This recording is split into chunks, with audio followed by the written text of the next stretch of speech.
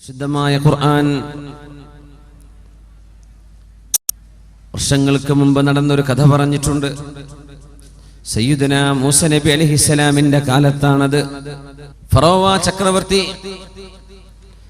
സയ്യിദുന മൂസ നബി അലൈഹിസ്സലാമിനോട് ശത്രുതയിൽ ജീവിച്ച ഫറോവ ചക്രവർത്തി ഫിർഔൻ, റംസീസ് രണ്ടാമൻ എന്നാണ് അയാളുടെ പേര്. ഫിർഔനുമാർ ഒരുപാടുണ്ട്. ഫിർഔൻ എന്നതൊരു സ്ഥാനപ്പേരാണ്. ഒരുപാട് ഫിർഔനുണ്ട്. മൂസാ നബിയുടെ കാലത്തെ ഫിർഔന്റെ പേര് റംസീസ് രണ്ടാമൻ എന്നാണ്. വിശ്വസിച്ചിരുന്നില്ല, അള്ളാഹുവിൽ വിശ്വസിച്ചില്ല. ചെങ്കടൽ പിളർന്ന മഹാത്ഭുതം നടന്നു. ബൈബിൾ പുസ്തകം അതിനെ വിളിക്കുന്ന പേരാണ് എക്സോഡസ്.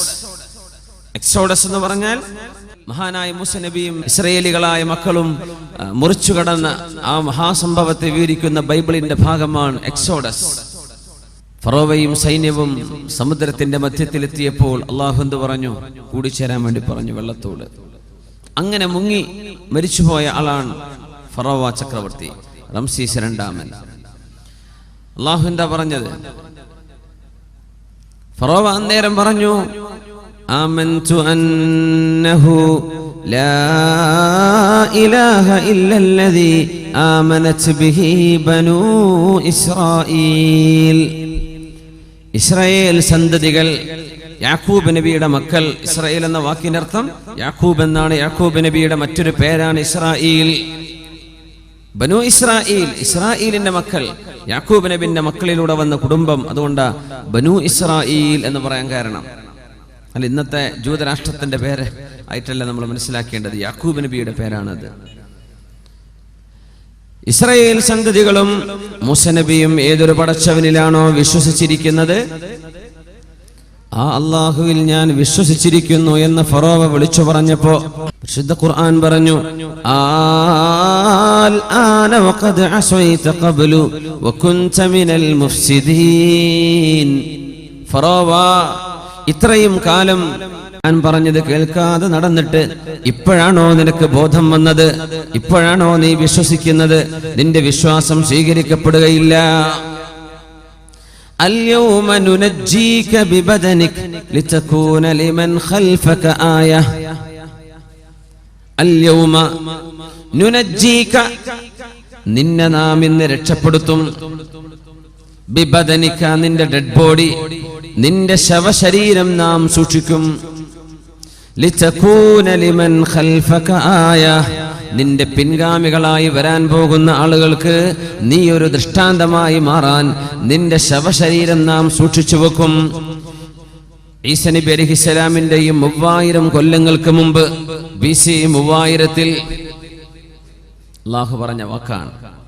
പ്രസിദ്ധമായ ഖുർആൻ ഇറങ്ങി. മുഹമ്മദ് റസൂലുള്ളാഹി സ്വല്ലല്ലാഹു അലൈഹി വസല്ലം തങ്ങൾ സ്വഹാബികൾക്ക് ഖുർആൻ പഠിപ്പിച്ചു കൊണ്ടിരിക്കെ സ്വഹാബികൾ ഒരാളും എന്ന് ചോദിച്ചില്ല, നബിയെ, എവിടെയാണ് ഫറോവയുടെ ശരീരം കിടക്കുന്നത്? എവിടെയാണത് നബിയെ? അന്ന് കിട്ടിയിട്ടുണ്ടോ? കിട്ടിയിട്ടില്ല. അവരും ഓതുന്നുണ്ട്, അൽയൗമ നുനജ്ജീക ബിബദനിക ലിതകൂന ലിമൻ ഖൽഫക ആയ. നിന്റെ പിൻഗാമികൾക്ക് മാതൃകയാവാൻ ഫറോവ നിന്റെ ശരീരം നമ്മൾ സൂക്ഷിച്ചു വെക്കും കേട്ടോ.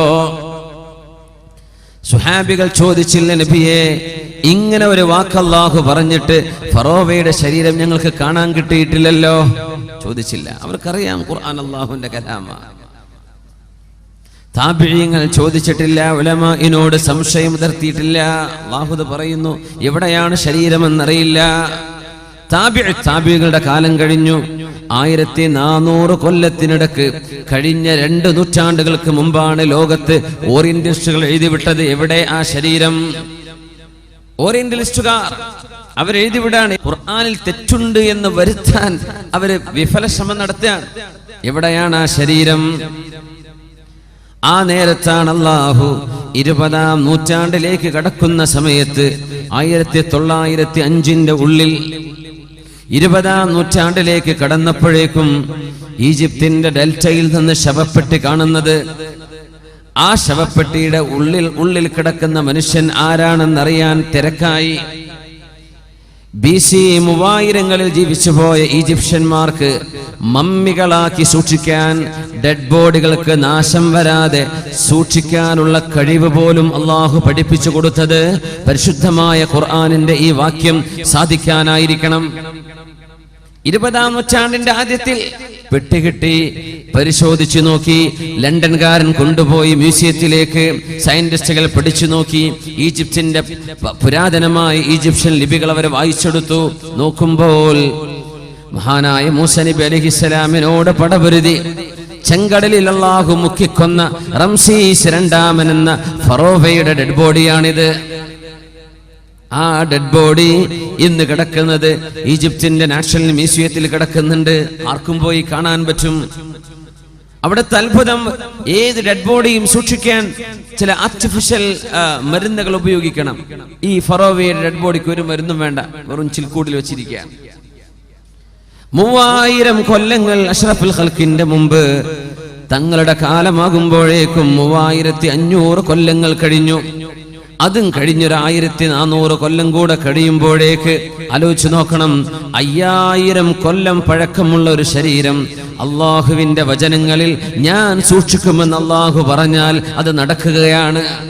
ആ ശരീരം മനുഷ്യർക്ക്, ലോകത്തുള്ള സർവ്വ മനുഷ്യരും സംശയാലുക്കളായ ആളുകൾക്ക്, വിശുദ്ധ ഖുർആനിന്റെ പാരായണത്തിൽ അത്ഭുതം മതിയാവാത്തവർക്ക്, വിശുദ്ധ ഖുർആനിന്റെ സാഹിത്യ ഭംഗി തികയാത്തവർക്ക്, വിശുദ്ധ ഖുർആനിന്റെ ആത്മീയമായ ഉത്ബോധനം തികയാത്തവർക്ക് കണ്ണുകൊണ്ട് കാണാനുള്ള അവസരം അള്ളാഹു നൽകിയിരിക്കുകയാണ്. ഫറോവയുടെ ഡെഡ് ബോഡി ഇന്നും കിടക്കുകയാണ്. എപ്പോഴാണ് കണ്ടെത്തിയത്? 20-ാം നൂറ്റാണ്ടിൽ. എന്താ ഇങ്ങോട്ട് ബന്ധിച്ചു വെച്ചത്? അപ്പോഴല്ലേ സംശയത്തിന്റെ ആളുകൾ വന്നത്. അവര് കണ്ടോട്ടെ. ബിസ്മില്ലാഹിർ റഹ്മാനിർ റഹീം. ഗുലിബത്തിർ റൂം ഫീ അദ്നൽ അർളി വഹും മിൻ ബഅദി ഗലബിഹിം സയഗ്ലിബൂൻ ഫീ ബിദ്ഇ സിനീൻ. റൂം, ക്രിസ്ത്യാനികളായ റോമക്കാർക്ക് പരാജയം സംഭവിച്ചു. ഫീ അദ്നൽ അർളി, ഭൂമിയിലെ ഏറ്റവും താഴ്ചയുള്ള പ്രദേശത്ത്.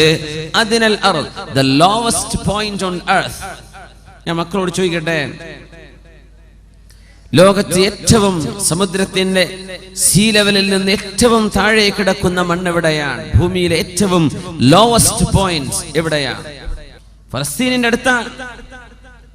വിശുദ്ധ ഖുർആൻ ഉപയോഗിച്ചു ഫീ അദ്നൽ അർളി, അള്ളാന്റെ ഭൂമിയിലെ ഏറ്റവും താഴ്ന്ന പ്രദേശം. ദനാ യദ്നു, അദ്ന എന്ന് പറഞ്ഞാൽ the lowest, അത് സൂപ്പർലേറ്റീവ് പ്രയോഗമാണ്. ലോവസ്റ്റ് പോയിന്റ് ഓൺ എർത്ത്, അള്ളാന്റെ ഭൂമിയിലെ ഏറ്റവും താഴ്ചയുള്ള പ്രദേശം. ചാവുകടലിന്റെ, ഡെഡ് സീയുടെ, ഇന്നത്തെ ജോർഡാനിന്റെ, പഴയ ഫലസ്തീനിന്റെ ഭാഗങ്ങളായ പഴയ സിറിയയുടെ ഭാഗം, ഇന്നത്തെ ജോർഡാനിൽ കിടക്കുന്ന ചാവുകടൽ, ഏറ്റവും കൂടെ ഉപ്പുള്ള പ്രദേശം ഉണ്ടല്ലോ, ആ ചാവുകടലിന്റെ കരപ്രദേശങ്ങളാണ്, അതിന്റെ കോസ്റ്റുകളാണ് ലോകത്ത് ഏറ്റവും വലിയ, ഏറ്റവും താഴ്ന്ന പ്രദേശം. സമുദ്രനിരപ്പിൽ നിന്ന് ഏറ്റവും താഴ്ന്ന പ്രദേശം ചാവുകടലാണ്. എവിടെ നിന്ന് കിട്ടി? റൂം. അന്ന് ക്രിസ്ത്യാനികളും പേർഷ്യക്കാരും തമ്മിൽ യുദ്ധം നടന്നപ്പോൾ, ക്രിസ്ത്യാനികൾ മതവിശ്വാസികളാണ്, പേർഷ്യക്കാർ തീ ആരാധകരാണ്. ആ തീ ആരാധകരായ വിശ്വാസികൾ ക്രിസ്ത്യാനികളെ പരാജയപ്പെടുത്തിയപ്പോൾ മക്കക്കാരായ ആളുകൾ പറഞ്ഞു, കണ്ടില്ലേ വേദം നൽകപ്പെട്ട വിഭാഗത്തിന്റെ പരാജയം. അപ്പോ നിങ്ങൾ ഖുർആനിന്റെ ആളുകൾക്കും പരാജയം വരും. വിശുദ്ധ ഖുർആൻ അതിന് മറുപടി പറഞ്ഞു. സൂറത്തുർ റൂം, ഗുലിബത്തിർ റൂം ഫീ അദ്നൽ അർളി വഹും മിൻ ബഅദി ഗലബിഹിം സയഗ്ലിബൂൻ. റോമൻ സാമ്രാജ്യത്തിന് പരാജയം സംഭവിച്ചിട്ടുണ്ട്. എവിടെ? ഫീ അദ്നൽ അർളി. റോമ പേർഷ്യൻ യുദ്ധം നടന്നത് ഡെഡ് സീയുടെ ചാരത്താണ്, ചാവുകടലിന്റെ കരയിലാണ്. അവിടെ പരാജയം സംഭവിച്ചിട്ടുണ്ട്. വഹും മിൻ ബഅദി ഗലബിഹിം സയഗ്ലിബൂൻ ഫീ ബിദ്ഇ സിനീന. 10-ൽ താഴെ വർഷങ്ങൾക്കുള്ളിൽ തീർച്ചയായും ഇതേ റോമക്കാർ പേർഷ്യക്കാർക്കെതിരെ പടപൊരുതി ജയിക്കാൻ പോകുന്നു. ഇത് പറഞ്ഞ് 7ാമത്തെ കൊല്ലം റോമക്കാർ ജയിക്കുകയും ചെയ്തു. വിശുദ്ധ ഖുർആന്റെ വലിയൊരു അത്ഭുതം, അവർ ജയിച്ചതാണ്. അദ്നൽ അർളി, ലോകത്തെ ലോവസ്റ്റ് പോയിന്റ്, ഏറ്റവും താഴെയുള്ള പ്രദേശം ഏതാ? ചാവുകടലാണ്. ഇത് ഖുർആൻ പറഞ്ഞു.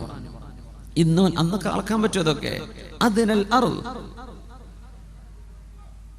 Lowest point on earth. ശുദ്ധ ഖുർആൻ പറഞ്ഞ റോമക്കാർക്ക് പരാജയം സംഭവിച്ച ചാവുകടലിന്റെ പ്രദേശങ്ങളാണെന്ന് ഇന്ന് ലോകത്തിന് കണ്ടെത്താൻ പറ്റിയ അത്ഭുതമല്ലേ പരിശുദ്ധ കലാമിൽ. സുബ്ഹാനല്ലദീ അസ്റാ ബിഅബ്ദിഹി ലൈലൻ മിനൽ മസ്ജിദിൽ ഹറാം.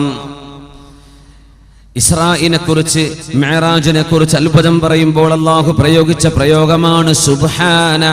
ഏറ്റവും പരിശുദ്ധനായവൻ അല്ലാഹു പരിശുദ്ധനാണ്. അത്ഭുതം നടക്കും പറയുന്ന വാക്ക.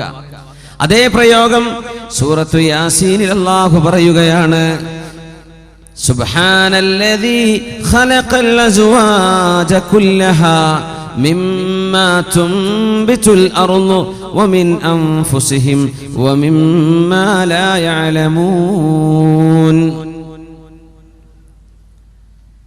സുബ്ഹാനല്ലദീ, അല്ലാഹു പരിശുദ്ധനാണ്. ഖലഖൽ അസ്വാജ കുല്ലഹാ, എല്ലാറ്റിനെയും ഇണകളായി പടച്ച അല്ലാഹു പരിശുദ്ധനാണ്. ബിസ്മില്ലാഹിർ റഹ്മാനിർ റഹീം. സുബ്ഹാനല്ലദീ ഖലഖൽ അസ്വാജ കുല്ലഹാ മിമ്മാ തുംബിതുൽ അർളു വമിൻ അൻഫുസിഹിം വമിമ്മാ ലാ യഅലമൂൻ. അല്ലാഹു പരിശുദ്ധനാണ്. ഖലഖൽ അസ്വാജ കുല്ലഹാ, എല്ലാറ്റിലും ഇണകളെ പടച്ചവനാണ് അല്ലാഹു. സുബ്ഹാനല്ലദീ ഖലഖൽ അസ്വാജ കുല്ലഹാ, എല്ലാറ്റിലും ഇണകളെ പടച്ചവനാണ് അല്ലാഹു. മിമ്മാ തുംബിതുൽ അർളു, ഭൂമി മുളപ്പിക്കുന്നതിലും.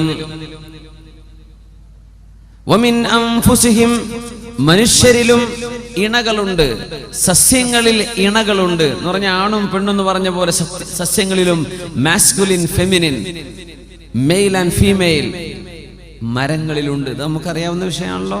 അപ്പോഴല്ലേ കായ്ക്കനികൾ ഉണ്ടാവൂ. ഇനി എന്താ ഖുർആൻ പറഞ്ഞത്? വമിമ്മാ ലാ യഅലമൂൻ, അവരറിയാത്ത പലതിലും ഇണകളുണ്ട്. ഈ ലോകം സൃഷ്ടിക്കപ്പെട്ട വസ്തുക്കളുടെ പേരെന്താ? മൂലകങ്ങൾ എന്ന് പറയും മലയാളത്തിൽ, എലമെന്റ്സ് അല്ലേ? മൂലകങ്ങളുടെ ഏറ്റവും ചെറിയ കണികൾക്ക് നമുക്ക് എന്ത് പറയും? ആറ്റം. ഒരു ആറ്റത്തിന്റെ ഉള്ളിൽ ന്യൂക്ലിയസ് ഉണ്ട് അല്ലേ? ആറ്റത്തിന്റെ ഉള്ളിൽ കറങ്ങുന്ന സാധനങ്ങളുണ്ട്. എന്തൊക്കെയാണ്? Electron, proton, neutron. Neutron chargeless, charge ഇല്ലാത്തത്. ഇലക്ട്രോണുകൾക്ക് നെഗറ്റീവ് ചാർജ്, പ്രോട്ടോണുകൾക്ക് പോസിറ്റീവ് ചാർജ്. എല്ലാറ്റിലും നെഗറ്റീവ് ആൻഡ് പോസിറ്റീവ്. മൂജബയും സാലിബയും. മൂജബ എന്ത്? Positive. സാലിബ negative. Negative and positive, ഈ ചാർജുകൾ ഇല്ലാത്ത ഒരു സാധനമില്ല ലോകത്തെ എല്ലാ സാധനവും. അങ്ങനെ ഒരുപാട് നെഗറ്റീവ് പോസിറ്റീവുകൾ ഈ മൈക്കിന്റെ ഉള്ളിൽ കടന്ന് പ്രവർത്തിക്കുന്നത് കൊണ്ടാണ് നമുക്ക് കേൾക്കാൻ കഴിയുന്നത്, എനിക്ക് പറയാൻ കഴിയുന്നത്. എല്ലാറ്റിലും നിങ്ങൾ അറിയാത്ത പലതിലും ഇണകളുണ്ട്. ലോകം സൃഷ്ടിച്ചത് ആറ്റം കൊണ്ട്. സർവ്വ ആറ്റങ്ങളിലും ഇലക്ട്രോണും പ്രോട്ടോണുകളുണ്ട്. പിന്നെന്താ അത്ഭുതം!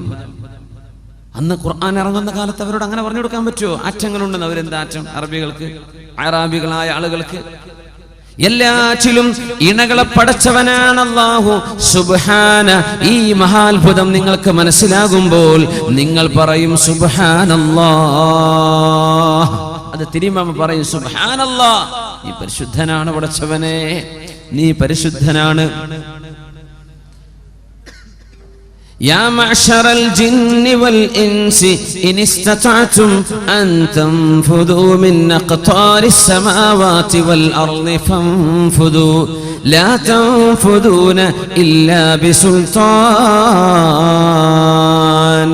فبأي آلاء ربكما تكذبان يا معشر الجن والإنس سورة الرحمن.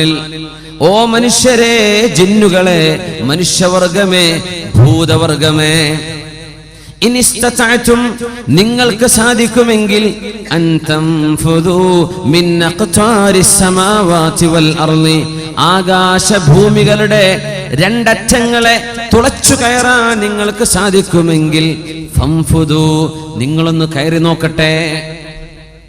എന്താ പറഞ്ഞെന്നറിയോ? ഭൂമിയെ തുളക്കാൻ നിങ്ങളെ കൊണ്ട് പറ്റുമോ? അള്ളാഹുവിന്റെ വെല്ലുവിളിയാണ്. ഭൂമിയെ തുളക്കാൻ പറ്റുമോ?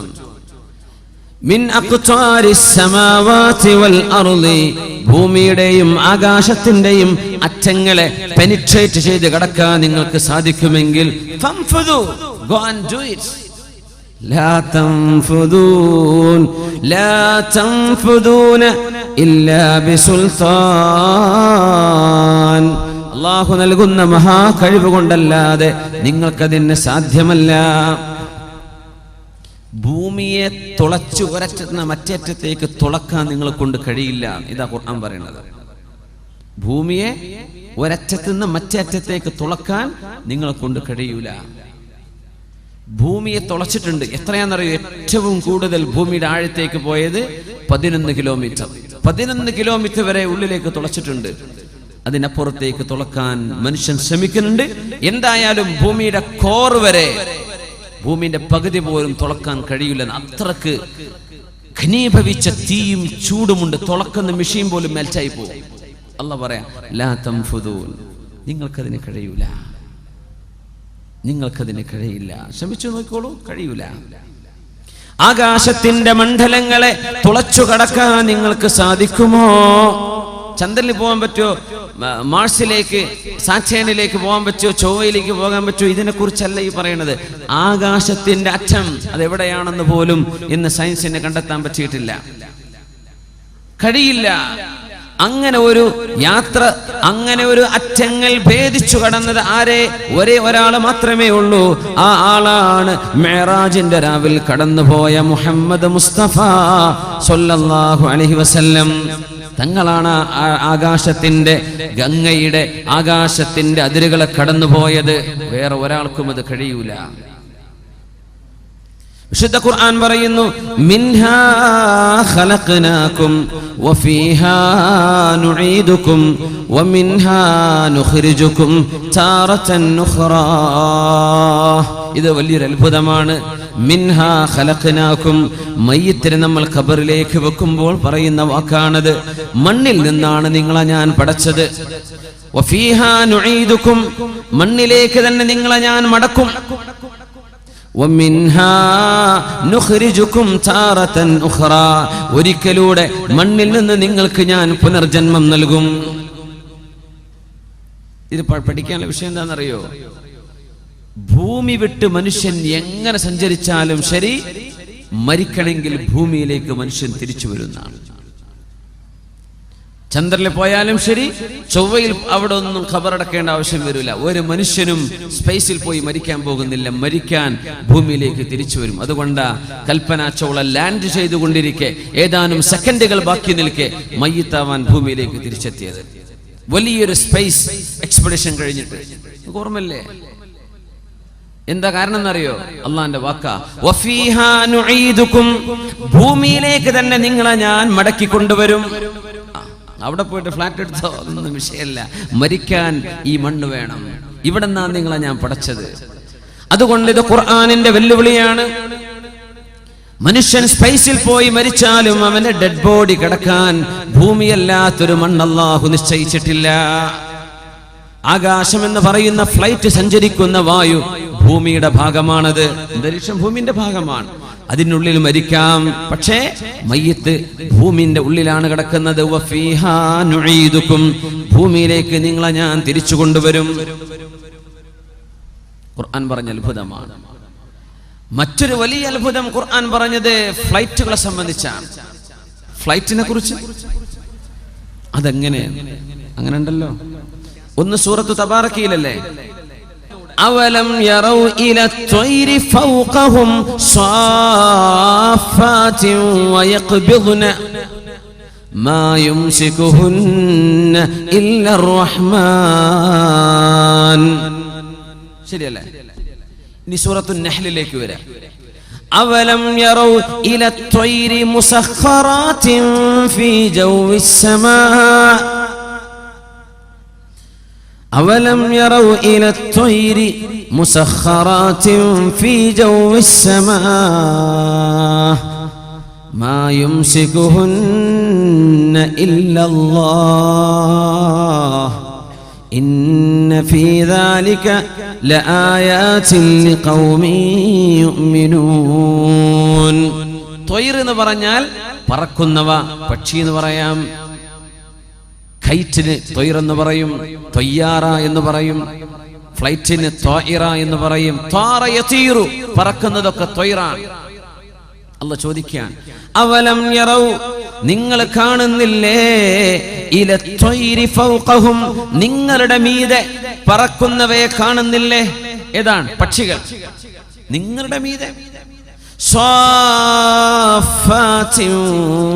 വയഖ്ബിദ്ന, ചിറകുകൾ വിടർത്തിയിട്ടും ചിറകുകൾ കൂട്ടിപ്പിടിച്ചും പറക്കുന്നവയെ കാണുന്നില്ലേ? മാ യുംസികുഹുന്ന ഇല്ലർ റഹ്മാൻ, കാരുണ്യവാനായ അല്ലാഹു അല്ലാതെ മറ്റാരുമല്ല പക്ഷികൾക്ക് പറക്കാൻ സഹായിച്ചത്. കാരുണ്യവാൻ. കരുണ ചെയ്യണമെങ്കിൽ ജീവനുള്ള സാധനത്തിനോടാ കരുണ ചെയ്യുക. അപ്പോഴല്ലേ കാരുണ്യം എന്ന് പറയുള്ളൂ. ജീവനുള്ളതിനോടാണ് കരുണ ചെയ്യുക. റഹ്മത്ത് ജീവനുമായി ബന്ധപ്പെട്ട് കിടക്കുന്നു. മാ യുംസികുഹുന്ന ഇല്ലർ റഹ്മാൻ, കാരുണ്യവാനാണ് അവരെ പിടിച്ചു നിർത്തുന്നത്. ഇന്നഹു ബികുല്ലി ശൈഇൻ ബസീർ, എല്ലാം കാണുന്നവനാണ് അല്ലാഹു.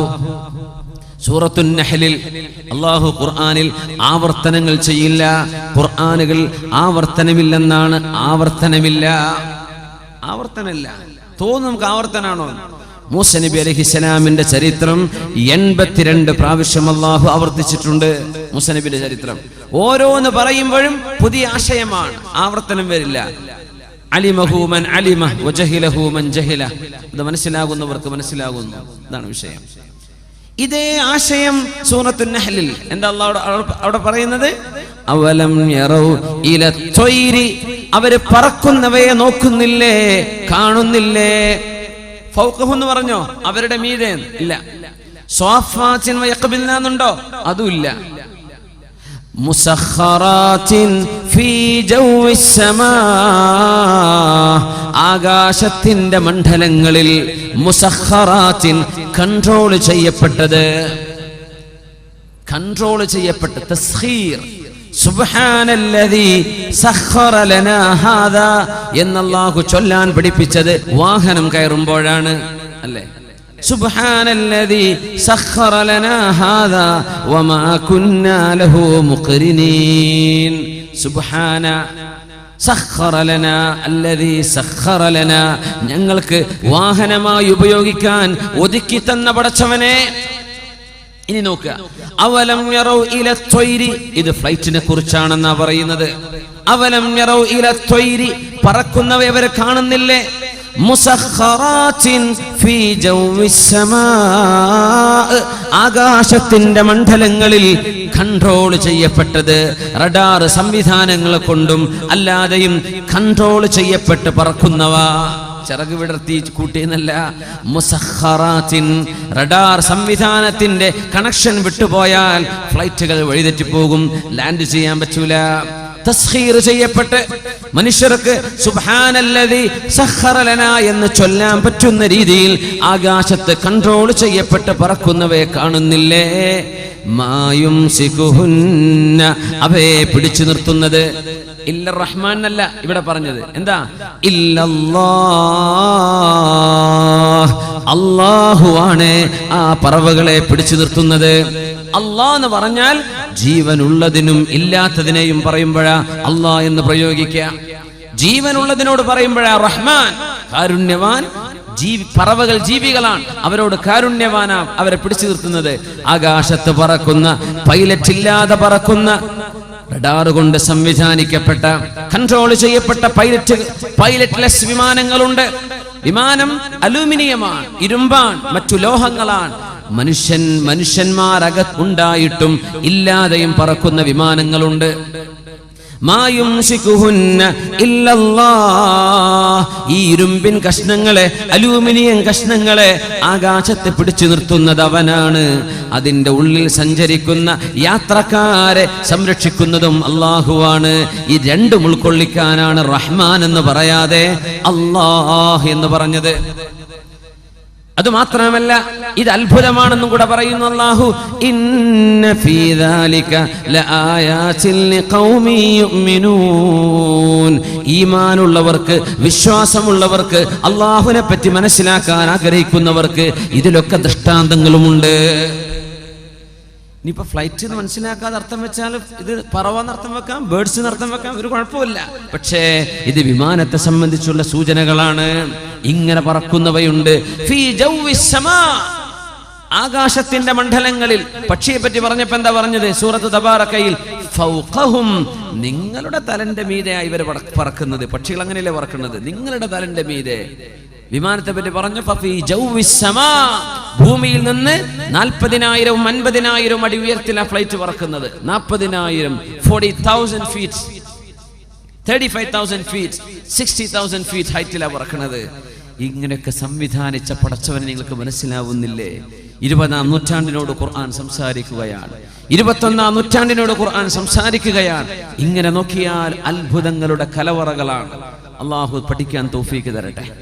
ഈ കലാം സംഭവിക്കാൻ പോകുന്ന ഒരുപാട് അത്ഭുതങ്ങൾ ഇനി പറയാൻ പോവാണ്. പരിശുദ്ധമായ ഖുർആൻ വ്യാഖ്യാനിച്ചുകൊണ്ട് പറഞ്ഞു തരുന്നുണ്ട്, അന്ത്യനാളിനോടടുക്കുമ്പോൾ അള്ളാഹു ചെയ്യുന്ന വലിയ വലിയ അത്ഭുതങ്ങൾ, വലിയ അത്ഭുതങ്ങൾ. ഖുർആൻ തന്നെ പറയുന്നു, വഇദൽ ബിഹാറു ഫുജ്ജിറത്, കടൽ ജലം കരയിലേക്ക് കയറാൻ പോകുന്നുണ്ട്. വഇദൽ ബിഹാറു ഫുജ്ജിറത്, കടൽ ജലം കരയിലേക്ക് ഒഴുകും. സീ ലെവൽ ഉയരുന്നു. ഇന്ന് ലോകത്തെ ഏറ്റവും വലിയ ചർച്ച എന്താ? Global warming. ഗ്ലോബൽ വാർമിംഗ്, ഏറ്റവും വലിയ ആഗോള താപനം. ആഗോള താപനം എന്നത് വാർമിംഗ് ശരിക്കൊരു വാർണിംഗ് ആണ്. ഇത് അള്ളാഹുവിന്റെ വാർണിംഗ് ആണ്, താക്കീതാണെന്നാണ്. ഐസുമലകൾ കാണാനില്ല, ഐസുമലകൾ കാണാനില്ല. ഗ്രീൻലാൻഡിലെയും പസഫിക്കിന്റെ ഭാഗങ്ങളിൽ കിടക്കുന്ന എത്രയോ ഐസിന്റെ മലകൾക്ക് അഡ്രസ് ഇല്ല. എവിടെ പോയി? മെൽറ്റായി പോയിരിക്കുകയാണ്. പോളാർ റീജിയനുകളിൽ, സൂര്യൻ ഉദിക്കാത്ത പ്രദേശങ്ങളിൽ കിടക്കുന്ന എത്രയോ മലകൾ ഇന്ന് അപ്രത്യക്ഷമായിട്ടുണ്ട്. ഐസിന്റെ മലകൾ. സയന്റിസ്റ്റുകളല്ലേ പറയുന്നത്. എന്താ കാരണം? ചൂട് കൂടിയിട്ട് അവയൊക്കെ ഉരുകി ഒലിച്ച് വെള്ളത്തിലേക്ക് അലിയുകയാണ്. അങ്ങനെ ഗ്രീൻലാൻഡിൽ മാത്രമുള്ള ഐസ് മലകളെങ്ങാനും വെള്ളമായി അലിഞ്ഞ് കടലിലേക്ക് ചേർന്നു കഴിഞ്ഞാൽ ലോകത്തെ സമുദ്രജലം 6 മീറ്ററോളം ഉയർത്താൻ മാത്രമുള്ള ഐസിന്റെ മലകൾ ഗ്രീൻലാൻഡിൽ അല്ലാഹു കൊണ്ടുപോയി വെച്ചിട്ടുണ്ട്. അങ്ങനെ വന്ന കടലോര പ്രദേശങ്ങൾ, സർവമാന ലോകത്തിന്റെ സീപോർട്ടുകളും വെള്ളത്തിനടിയിലായി പോകും. വഇദൽ ബിഹാറു ഫുജ്ജിറത്, കടൽ ജലം കരയിലേക്ക് ഒഴുകാൻ പോകുന്നുണ്ട്. അത് അന്ത്യനാളിന്റെ മുമ്പ് സംഭവിക്കുമെന്ന് പരിശുദ്ധ ഖുർആൻ. ആ കടൽ ജലം ഉയരാനുള്ള സാധ്യതയാണ് അള്ളാഹുവിന്റെ ഭൂമിയിൽ അള്ളാഹു ഐസുമലകളെ ഒരുക്കിക്കൊണ്ടിരിക്കുന്നത്. ഐസുമലയൊക്കെ വെള്ളമായി കഴിഞ്ഞാൽ കടലിൽ ജലത്തിന്റെ നിരപ്പ് ഉയരാൻ തുടങ്ങും. എന്തിന് 6 മീറ്റർ? 1 മീറ്റർ ഉയർന്നാൽ ലോകത്തെ ഒട്ടുമിക്ക സീപോർട്ടുകളും വെള്ളത്തിനടിയില്ല. 2 or 3 ഉയർന്നാൽ കഴിഞ്ഞു. പിന്നെ ഒരു കപ്പലിനും സീപോർട്ടിലേക്ക് സാധനം ഇറക്കാൻ പറ്റൂല, വെള്ളത്തിലായി പോകും. എവിടൊക്കെ, ഏത് മുനിസിപ്പാലിറ്റിക്ക് വെള്ളം അടിച്ചൊഴിവാക്കാൻ പറ്റുക? അള്ളാന്റെ കടലിങ്ങോട്ട് വന്നാൽ ഫുജ്ജിറത്. ഇത് ഖുർആൻ പറയുന്ന അത്ഭുതമാണ് സംഭവിക്കാൻ പോകുന്നത്. വിശുദ്ധ ഖുർആൻ തന്നെ പറയുന്നുണ്ട്, ലശംസു യംബഗി ലഹാ അൻ തുദ്രികൽ ഖമറ വലൽ ലൈലു സാബിഖുൻ നഹാർ വകുല്ലുൻ ഫീ ഫലകിൻ യസ്ബഹൂൻ. സൂര്യനും ചന്ദ്രനും വൽ ഖമറ ഖദ്ദർനാഹു മനാസില ഹത്താ ആദ കൽ ഉർജൂനിൽ ഖദീം. ചന്ദ്രന് സഞ്ചരിക്കാനുള്ള ഭ്രമണപഥം നിശ്ചയിച്ചു കൊടുത്ത അല്ലാഹു ഈ ചന്ദ്രന്റെ പ്രഭ നഷ്ടപ്പെട്ടു പോവുകയും അതിന്റെ ഗ്രാവിറ്റി നഷ്ടപ്പെട്ടു പോവുകയും ചെയ്ത് ഉണങ്ങിയ ഈത്തപ്പന കുല പോലെ പൊടിപൊടിയാകാൻ പോകുന്നു. സൂര്യൻ അതിന് നിശ്ചയിക്കപ്പെട്ട അവസാനത്തെ ഊഴം വരെ സഞ്ചരിക്കാൻ പോകുന്നുണ്ട്. സൂര്യനും ഒരു ഡാർക്ക് മാറ്ററായി മാറാൻ പോവുകയാണ്. വെളിച്ചമില്ലാതെ പ്രഭയില്ലാതെ പൊലിഞ്ഞു പോകും. فإذا برق البصر وخسف القمر وجمع الشمس والقمر. അന്ത്യനാളിനെ കുറിച്ച് ഖുർആനിന്റെ പ്രഖ്യാപനമാണിത്. സൂര്യനും ചന്ദ്രനും ഒരുമിച്ച് ചേർക്കപ്പെടുമ്പോൾ മനുഷ്യന്റെ കണ്ണുകൾക്ക് നോക്കി കാണാൻ കഴിയാത്ത വിധം കണ്ണിന്റെ പ്രഭ പോലും നഷ്ടപ്പെടുമ്പോൾ ഭൂമിയും സൂര്യനും അടുത്തു വരെ വന്നുകൊണ്ടിരിക്കുകയാണ്, അടുക്കുകയാണ്. ഇതിന്റെ ഭാഗമാണ് നമ്മുടെ താപനം അനുഭവിക്കുന്നത്. ഭൂമിയുടെ റൊട്ടേഷനിൽ മാറ്റം വന്നുകൊണ്ടിരിക്കുന്നു. ആ മാറ്റങ്ങൾ അല്ലാഹു തആല ഞൊടിയിടയിൽ വർദ്ധിപ്പിക്കുകയും, ഭൂമിയുടെ സാറ്റലൈറ്റ് ആണ് ചന്ദ്രൻ. ചന്ദ്രനും ഭൂമിയും അടുത്തു വന്നാൽ ഭൂമി ചന്ദ്രനെ പിടിച്ചു വലിക്കും. ചന്ദ്രനെ പിടിച്ചു വലിച്ചാൽ ചന്ദ്രൻ പൊടിപൊടിയായി ധൂളിയായി ഭൂമിക്ക് ചുറ്റും പറക്കും. ഏതുപോലെ ശനിഗ്രഹത്തിന്റെ ചിത്രം നോക്കിയാൽ ഒരു വട്ടം കാണാൻ പറ്റും ശനിക്ക് ചുറ്റും. അത് ശനിഗ്രഹത്തിന്റെ ഉപഗ്രഹമായിരുന്നു. പിടിച്ചു വലിച്ചതാ ഗ്രാവിറ്റി കൊണ്ട്. പൊടിയായി, അങ്ങനെ പൊടിയായി ഭൂമിക്ക് ചുറ്റും ചന്ദ്രൻ ധൂളിയായി പറക്കാൻ തുടങ്ങും. ഈ ധൂളിയോടുകൂടെ സൂര്യനിലേക്ക് ഭൂമി അടുത്താൽ സൂര്യനാണ് ഭൂമിയേക്കാൾ ഗ്രാവിറ്റി കൂടുതലുള്ളത്, ആകർഷണ ബലം കൂടുതലുള്ളത്. ആദ്യമായി പിടിക്കപ്പെടുന്നത് ആരാണ്? ചന്ദ്രനാണ്. ചന്ദ്രൻ പൊടിയാണ്. ഈ പൊടി സൂര്യനിലേക്ക് അബ്സോർബ് ചെയ്യപ്പെടുകയാണ്. സൂര്യനും ചന്ദ്രനും പിന്നെ ഒന്നാകും. ശുദ്ധ ഖുർആൻ. ഇത് നടക്കാൻ പോകുന്ന സംഗതികളാണ്. നടന്നു കഴിഞ്ഞവയുണ്ട്, നടക്കാൻ പോകുന്നവയുണ്ട്. വലിയ അത്ഭുതമാണ്. ചന്ദ്രനിൽ പിളർപ്പുണ്ട് എന്ന് ഖുർആൻ പറഞ്ഞു. പിളർപ്പ്, ചന്ദ്രനിൽ പിളർപ്പ് സംഭവിച്ചത് അത് അറിഞ്ഞിട്ട് മുസ്ലിമായ ആളുകളുണ്ട്. ഡേവിഡ് മൂസയെ പോലെ, ഡേവിഡ് മൂസ പിറ്റ്കോക്ക് ബ്രിട്ടീഷുകാരനാണ്. അയാൾ മുസ്ലിമാവാൻ തന്നെ കാരണം ചന്ദ്രൻ പിളർന്നു എന്നുള്ള ആയത്താണ്. ബിസ്മില്ലാഹിർ റഹ്മാനിർ റഹീം. ഇഖ്തറബത്തിസ് സാഅതു വൻശഖൽ ഖമർ. ലോകാവസാനം അടുത്തു വന്നിട്ടുണ്ട്. വൻശഖൽ ഖമർ, ചന്ദ്രൻ പിളർന്നിട്ടുണ്ട്. ചന്ദ്രൻ പിളർന്ന് എവിടെയാ? അഷ്റഫുൽ ഖൽഖ് തങ്ങളുടെ കാലത്ത് മക്കയിലാണ് നടന്നത്. ഖുറൈശികൾ ചോദിച്ചതാ, മുഹമ്മദ് നബിയെ, നിങ്ങളുടെ പടച്ചവൻ വല്ലാത്ത കഴിവുള്ള ദൈവം തമ്പുരാനാണെങ്കിൽ ഇക്കാണുന്ന ചന്ദ്രനെ 2 ഭാഗമാക്കി പൊളിയാക്കി കാണിച്ചു തരാമോ? പൂർണ്ണചന്ദ്രനെ നോക്കി പറഞ്ഞു. അല്ലാഹുവിന്റെ റസൂൽ ചോദിച്ചു, അത് കണ്ടാൽ നിങ്ങൾ വിശ്വസിക്കുമോ? അവർ പറഞ്ഞു, തീർച്ചയായും. യാ അല്ലാഹ്, എന്റെ സമൂഹം പറയുന്നുണ്ട്, പടച്ചവനെ, ഈ ചന്ദ്രന് നീ 2ആയി കാണിച്ചു കൊടുത്താൽ അവർ നിന്നിൽ വിശ്വസിക്കാമെന്ന്. 2 ഫിൽഖത്തുകളായി കാണിച്ചു കൊടുക്കണേ അല്ലാഹ്. സ്വഹാബികൾ പറയുന്നുണ്ട്, അന്ന് ഞങ്ങൾ ചന്ദ്രൻ 2 പിളർപ്പായി, ഒന്നൊരു മലയുടെ മുകളിലും മറ്റൊന്ന് ജബൽ അബീ ഖുബൈസിന്റെ മുകളിലും എന്ന പോലെ തോന്നുമാർ 2 ഭാഗമായി മാറി നിൽക്കുന്നത്. ചന്ദ്രൻ മക്കയിലേക്ക് ഇറങ്ങിയതല്ലേ? ആകാശത്തുള്ള ചന്ദ്രനെ 2 പാതിയായി ഞങ്ങൾ കണ്ണുകൊണ്ട് കണ്ടിട്ടുണ്ട്. ഖുർആനല്ലേ പറയുന്നത്, ഇഖ്തറബത്തിസ് സാഅ, അന്ത്യനാൾ വന്നെത്തുന്നതിന്റെ അടയാളങ്ങളിലുണ്ട്. വൻശഖൽ ഖമർ, ചന്ദ്രൻ പിളരുന്നത്. ചന്ദ്രൻ പിളർന്നു. അന്ന് ബ്രിട്ടീഷുകാർ ഒരു ലൈവ് പ്രോഗ്രാം UK-യിൽ നടത്തിക്കൊണ്ടിരിക്കുന്നു. സയന്റിസ്റ്റുകളുടെ ഡിബേറ്റ്, അമേരിക്കൻ സയന്റിസ്റ്റുകളും ബ്രിട്ടീഷ് സയന്റിസ്റ്റുകളും തമ്മിലുള്ള ഡിബേറ്റ്. ഡേവിഡ് മൂസ പിറ്റ്കോക്ക്, അദ്ദേഹം ഇന്ന് ജീവിച്ചിരിപ്പുള്ള ആളാണ്. അദ്ദേഹം മുസ്ലിമാണ്. ഇപ്പോ ഡേവിഡ് മൂസ പിറ്റ്കോക്ക്, അദ്ദേഹം മുസ്ലിമാണ്. മുസ്ലിമാനുള്ള കാരണം പറഞ്ഞ എന്താണെന്നറിയോ? അന്ന് അദ്ദേഹം ലൈവ് TV വാച്ച് ചെയ്തുകൊണ്ടിരിക്കുക.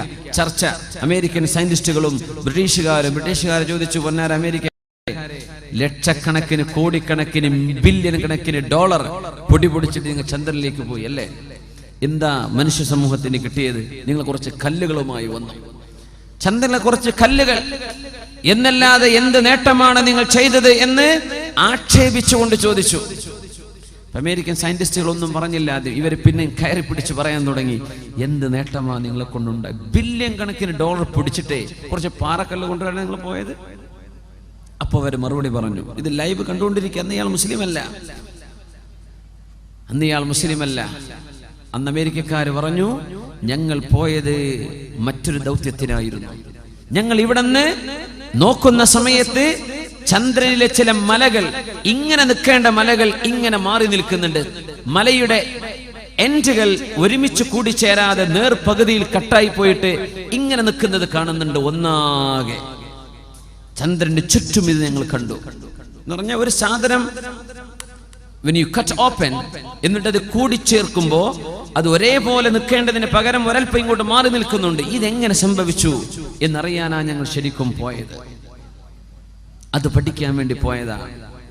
ചന്ദ്രൻ രണ്ട് കഷ്ണമാക്കപ്പെട്ടതുപോലെ തോന്നുന്നുവല്ലോ. കാരണം മലകളുടെ എൻഡുകൾ നിൽക്കുന്നത് ഒരേപോലെയല്ല, ഒന്ന് മറ്റൊന്നിലേക്ക് ഒരൽപ്പം മാറിയിട്ട് നിൽക്കുന്നുണ്ട്. ഇത് ചന്ദ്രന്റെ ചുറ്റും ഞങ്ങൾ കണ്ടു. അതിന്റെ സത്യാവസ്ഥ പഠിക്കാനാണ് ചന്ദ്രനിലേക്ക് ഞങ്ങൾ യാത്ര പോയത്. ഇത് പറഞ്ഞപ്പോഴാ ഡേവിഡ് മൂസ പിറ്റ്കോക്ക് എന്ന ഖുർആനിന്റെ പരിഭാഷ വായിക്കുന്നുണ്ട്. അയാൾ പറഞ്ഞു, ഇതത്ഭുതം, ഇതത്ഭുതം.